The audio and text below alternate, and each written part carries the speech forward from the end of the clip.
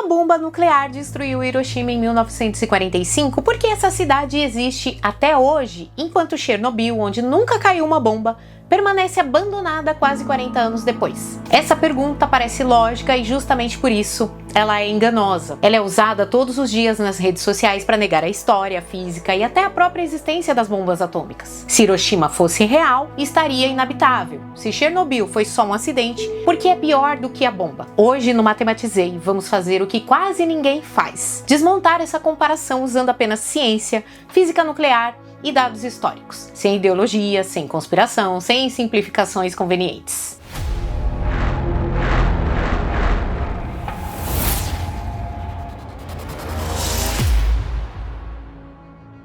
Para entender por que Hiroshima vive e Chernobyl não, precisamos abandonar comparações intuitivas e entrar em algo menos confortável. Como a energia nuclear realmente funciona? Como ela pode ser liberada de forma explosiva ou controlada? E por que essas duas situações quase não têm nada em comum? Tudo começa no final da década de 1930. Ao bombardear átomos de urânio com nêutrons, os químicos Otto Hahn e Fritz Strassmann observam algo estranho: a formação de bário, um elemento muito mais leve do que o urânio. Aquilo não fazia sentido químico. Sem saber como interpretar o resultado, Hahn escreve para Lise Meitner, física teórica que havia fugido da Alemanha nazista por ser judia. No Natal de 1938, já na Suécia, Meitner e seu sobrinho Otto Frisch chegam à resposta correta. O núcleo do urânio havia se partido ao meio. Eles haviam identificado a fissão nuclear. Esse detalhe muda tudo, porque quando um núcleo se parte, parte de sua massa desaparece e essa massa se transforma em energia, exatamente como prevê a equação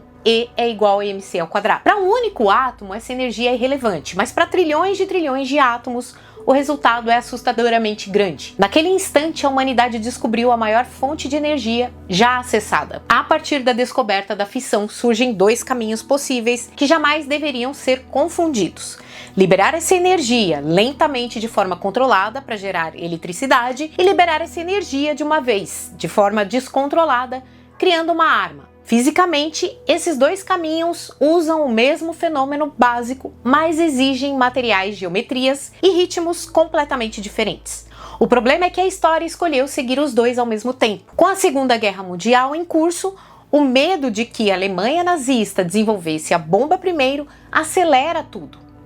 Nasce então o Projeto Manhattan. Em 1945, a física já havia cruzado um limite irreversível. Em agosto de 45, duas bombas atômicas são lançadas sobre o Japão. Hiroshima, bomba de urânio; Nagasaki, bomba de plutônio. Ambas foram detonadas no ar, a dezenas de metros do solo, com quantidades relativamente pequenas de material nuclear. O objetivo da bomba é simples e assustadoramente brutal: liberar o máximo de energia no menor tempo possível. Tudo acontece em microsegundos. A radiação é intensa, mas curta. O material radioativo é rapidamente disperso na atmosfera. O dano humano é gigantesco, mas o ambiente não se torna permanentemente inabitável. Esse ponto é fundamental. Em 1986, em Chernobyl, nenhuma bomba explode. O que existe ali é um reator nuclear em operação contendo cerca de 180 toneladas de combustível nuclear. Um projeto da década de 1950. Falhas graves de segurança, ausência de contenção física adequada. Quando o acidente ocorre, a reação não acontece em microsegundos.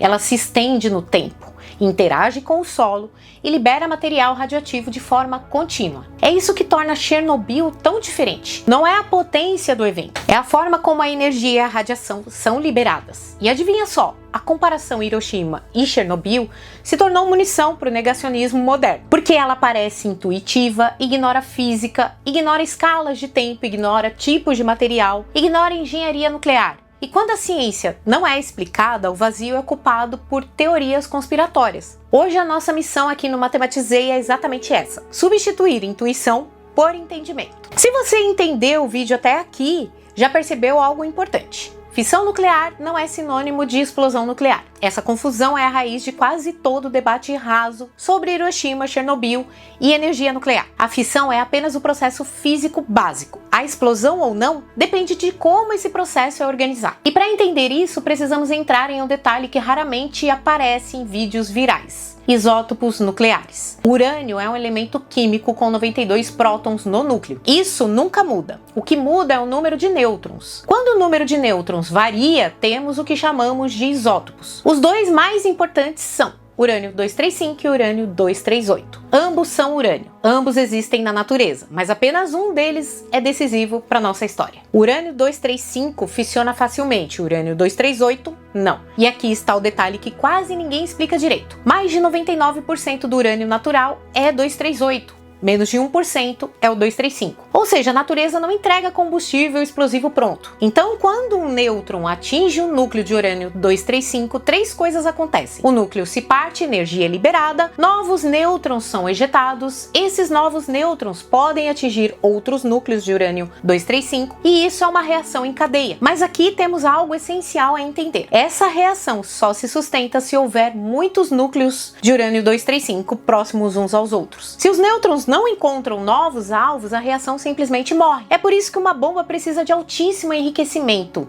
Um reator, não. Para construir uma bomba nuclear é necessário remover quase todo o urânio 238. O combustível precisa ter mais de 90% de urânio 235. Isso cria um ambiente onde cada nêutron encontra outro alvo rapidamente. A reação cresce exponencialmente. Ninguém consegue controlar o processo. Resultado: liberação brutal de energia em microsegundos. Já um reator nuclear, o enriquecimento fica entre 3 e 5%, o urânio é o 238 que domina o material. Muitos nêutrons simplesmente não causam nova fissão. Isso não é um detalhe técnico. Essa é a razão física pela qual um reator não pode explodir como uma bomba. E isso não é uma opinião, é um limite físico. Em um reator, os nêutrons são desacelerados e absorvidos por materiais de controle, dissipados pelo urânio 238, regulados por barras absorvedoras.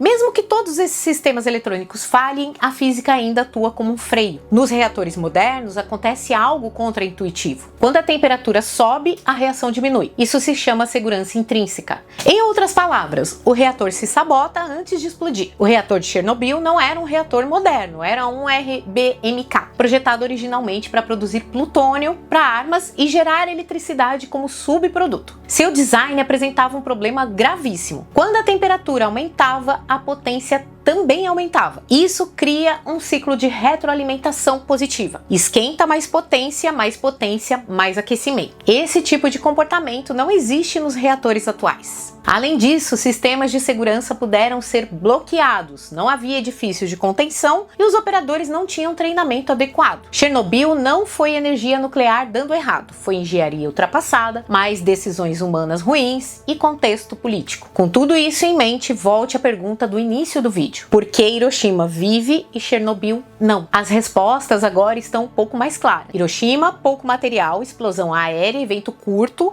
radiação rapidamente dispersa. Chernobyl, centenas de toneladas de combustível, liberação prolongada, interação com o solo, contaminação persistente. Não é mistério, é física.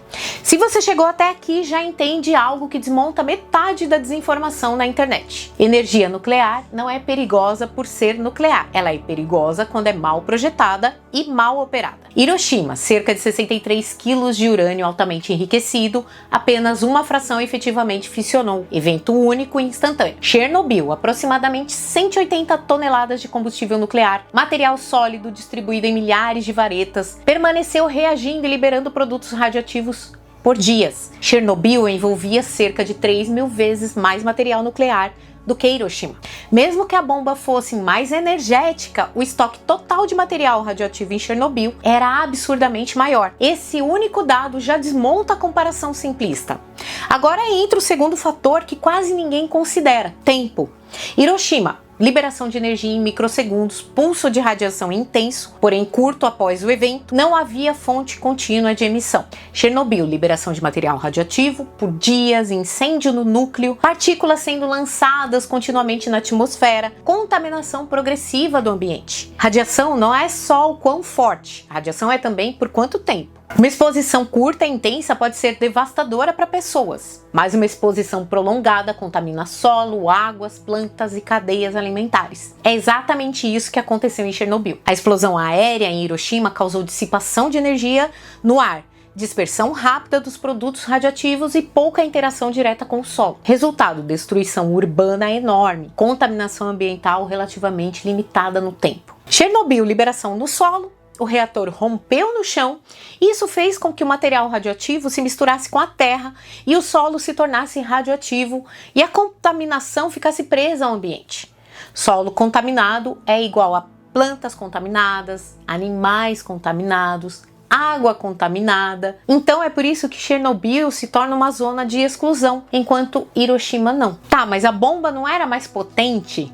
Essa pergunta aparece sempre. E a resposta correta é: depende do que você chama de potência. A bomba de Hiroshima liberou uma enorme quantidade de energia em um instante. Chernobyl liberou menos energia instantânea, mas muito mais material radioativo ao longo do tempo. Fisicamente, são problemas completamente diferentes. Um outro erro comum é achar que quanto mais destrói, mais radioativo fica. Não é assim que funciona. A destruição em Hiroshima veio da onda de choque do calor extremo da radiação inicial. A contaminação veio em escala menor e diminuiu rapidamente. Em Chernobyl, a destruição imediata foi limitada, mas a contaminação foi profunda e duradoura. Isso explica o paradoxo visual: Hiroshima totalmente reconstruída e Pripyat abandonada. Não porque foi menos nuclear, mas porque o tipo de evento foi completamente diferente. Por que esse erro sobrevive até hoje, então? Porque ele parece intuitivo e porque a maioria das pessoas nunca estudou física nuclear, nunca viu números reais, nunca comparou essas escalas. Esse vazio é ocupado por vídeos sensacionalistas, frases de efeito, negacionismo científico. E aqui entra o nosso papel: trocar choque emocional por entendimento real. Então, já se inscreve aí e ajude o nosso canal a chegar aos 100 mil inscritos, tá bom? Existe uma narrativa muito comum quando se fala de Chernobyl: foi um acidente imprevisível. Isso é falso. Chernobyl não foi um evento aleatório da natureza. Ele foi o resultado de limitações técnicas e falhas humanas, todas atuando ao mesmo tempo. E para entender por que isso não pode acontecer mais, precisamos olhar com cuidado para o tipo de reator envolvido. Ele era do tipo RBMK, um projeto soviético desenvolvido ainda na década de 50, e o objetivo original desse reator não era apenas eletricidade. Ele foi pensado para produzir plutônio para armas nucleares e gerar energia elétrica como subproduto. E isso já cria um conflito de prioridades logo na origem do projeto. Diferente dos reatores modernos, o RBMK usava grafite como moderador, apenas água como refrigerante, e não possuía edifício de contenção robusto. Ele também apresentava um comportamento físico perigoso em certas condições. Mas o problema mais grave estava em algo menos visível. Em engenharia nuclear existe um conceito crucial: coeficiente de reatividade. Em termos simples, se o reator esquenta e a potência diminui, sistema estável. Se o reator esquenta e a potência aumenta, sistema instável. Reatores modernos são projetados para o primeiro caso. O RBMK podia operar no segundo. Isso significa que em determinadas condições, a temperatura e a potência aumentam, mais aquecimento, ainda mais potência. Um ciclo de realimentação positiva. Esse tipo de comportamento é inaceitável em projetos modernos, mas fazia parte do RBMK. O acidente de Chernobyl não aconteceu durante uma operação normal também. Ele ocorreu durante um teste mal planejado, cujo objetivo era verificar algo aparentemente simples: quanto tempo a inércia da turbina conseguiria fornecer energia elétrica após o desligamento do reator. O problema é que o teste foi adiado várias vezes, acabou sendo executado de madrugada, com operadores menos experientes e em condições fora do envelope seguro do reator. Para viabilizar o teste, decisões gravíssimas foram tomadas. Para manter o reator operando em baixa potência, os operadores desligaram sistemas automáticos de segurança, retiraram barras de controle além do permitido e ignoraram alertas do próprio reator. E isso não é um detalhe. Em reatores modernos, isso é fisicamente impossível. Os sistemas são redundantes, não podem ser desligados manualmente. Travas mecânicas e lógicas impedem esse tipo de operação. Em Chernobyl, isso era possível. Quando o teste começou, o reator já estava instável, fora do regime seguro, vulnerável a qualquer perturbação. Então, quando os operadores perceberam que algo estava errado, tentaram desligar o reator. Mas aí surgiu mais um problema de design. As barras de controle do RBMK demoravam cerca de 20 segundos para serem totalmente inseridas. Elas tinham pontas de grafite que nos primeiros segundos aumentavam a reatividade. Ou seja, o botão de desligamento piorou a situação antes de melhorar. O resultado foi uma subida abrupta da potência, seguida por ruptura do núcleo, explosão de vapor, incêndio do grafite. Não houve explosão no sentido nuclear de bomba, houve um colapso termodinâmico e estrutural. Mas isso poderia acontecer de novo? Não, Chernobyl não é reproduzível hoje. Não porque aprendemos a ter mais cuidado, mas porque o design do RBMK foi abandonado ou profundamente modificado. Reatores modernos são intrinsecamente estáveis, sistemas de segurança não podem ser desligados manualmente, tempos de resposta são da ordem de segundos, não de dezenas de segundos, e os operadores agora passam por anos de formação e simulação constante. Chernobyl não foi um problema de energia nuclear. Como eu disse, ele foi um problema de uma tecnologia específica ultrapassada. Bom, depois de Chernobyl, algo mudou profundamente, não na física, mas na percepção pública sobre a energia nuclear. O acidente não foi apenas um desastre técnico, ele se transformou em um evento simbólico. A partir daquele momento, o nuclear deixou de ser apenas uma tecnologia e passou a ser, para muitas pessoas, sinônimo de catástrofe inevitável, destruição permanente, risco incontrolável. Mas símbolos não seguem estatísticas e o medo raramente respeita dados. Chernobyl reuniu tudo que a mente humana teme, algo invisível, que é a radiação, efeitos retardados, sofrimento humano real, silêncio inicial das autoridades, abandono de uma cidade inteira. Isso cria uma narrativa perfeita. E narrativas fortes tendem a sobreviver mesmo quando os dados dizem outra coisa. O problema começa quando um único evento passa a representar toda uma tecnologia, ignorando contextos históricos, diferenças de design, avanços técnicos posteriores. É exatamente aqui que nasce o erro lógico. Generalizar um caso extremo como regra universal. Após Chernobyl, a energia nuclear virou uma ferramenta política poderosa. Em muitos países, projetos foram abandonados, usinas em funcionamento foram fechadas, decisões energéticas passaram a ser tomadas por pressão emocional, não por novos dados técnicos. Esse tipo de decisão ignora um ponto desconfortável. Toda forma de geração de energia tem riscos reais e mensuráveis. A diferença é que alguns riscos são visíveis e dramáticos, outros são difusos, silenciosos e estatisticamente mais letais. Aqui está um dado que raramente aparece no debate público. Ao longo das décadas, considerando mortes por unidade de energia gerada, a energia nuclear mata menos que carvão, menos que petróleo, que gás natural e até menos que hidrelétricas em grandes acidentes. Mas o medo não responde a tabelas, como eu disse, porque ninguém vê CO2, ninguém vê partículas finas no ar, ninguém vê mortes estatísticas. Já a radiação tem nome, símbolo, história. E isso cria um desequilíbrio cognitivo poderoso. É nesse ambiente que surgem ideias como o Hiroshima nunca existiu. Se fosse real, estaria igual a Chernobyl. Energia nuclear sempre explode. Negacionismo não é falta de informação, é excesso de informação mal organizada. Do ponto de vista científico e técnico, Chernobyl foi um divisor de águas positivo, embora à custa de enorme sofrimento humano. Depois dele, normas internacionais de segurança foram criadas. Projetos passaram a exigir segurança intrínseca, reguladores independentes tornaram-se obrigatórios, treinamento de operadores tornou-se contínuo e rigoroso. Ou seja, a energia nuclear de hoje não é a energia nuclear de 1986. Ignorar isso é como julgar a aviação moderna pelo primeiro avião a cair. E existe um efeito colateral raramente discutido. Ao rejeitar a energia nuclear por medo, muitos países aumentaram o uso de combustíveis fósseis e ampliaram emissões, agravaram problemas climáticos e de saúde pública. Então, o medo de um risco raro levou à aceitação de riscos muito mais frequentes. Isso não é opinião, é consequência estatística. Então, por que essa confusão persiste? Porque ela é emocionalmente conveniente. A ciência fala, mas fala baixo, com gráficos, equações e incertezas, enquanto a desinformação grita.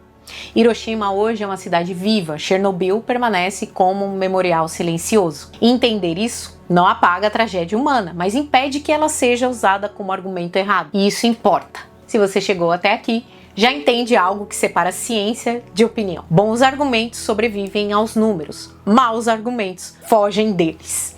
Hiroshima existiu, Chernobyl aconteceu e a física explica os dois. Sem mistério, sem conspiração. Se esse tipo de conteúdo faz sentido para você, se inscreve aqui no canal, compartilhe e ajude a ciência bem explicada a circular mais do que o medo mal explicado. Considere seu apoio ao canal através dos seguintes meios: Chave Pix, nossa loja, clube de membros, Aos membros do canal, meu muito obrigada pelo apoio. Graças a vocês estamos melhorando os conteúdos por aqui. Vou deixar alguns vídeos na tela final para vocês assistirem e esses vídeos eles complementam esse aqui, tá bom? Um beijo no coração de todos vocês e até o próximo vídeo.